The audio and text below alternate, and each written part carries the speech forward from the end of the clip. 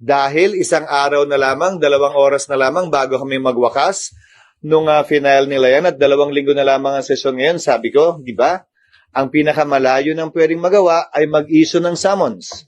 Dahil sang-ayon sa aming rules, merong 10 araw ang nasasakdal para magsumite ng sagot mula sa pagkakatanggap niya ng summons. Meron ding 5 araw ang kabilang panig, ang prosecution, mula sa kanilang pagkakatanggap para magsumite ng reply. Yun pa lamang, ubus na yung panahon. Magjo-June 30 na, 3 araw na lamang naiiwan para maglitis, quote-unquote.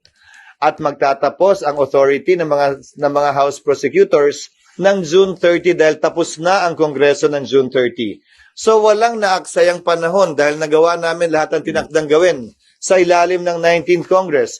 Baka nga makatipid pa kung napakinggan nyo kahapon dahil yung mga agam-agam kaugnay sa pagtatawid ng impeachment complaint na ito, yung mga agam-agam kaugnay sa interesado pa ba yung 20th Congress dahil hindi pwedeng i-bind ng 19th and 20th Congress, yung mga agam-agam kaugnay sa pag-comply nila sa 1-year ban na itinatalaga ng saligang batas, lahat yon habang naghihintay tayo ng resumption ng sesyon ng 20th Congress para magsimula ang paglilitis ay masasagot na.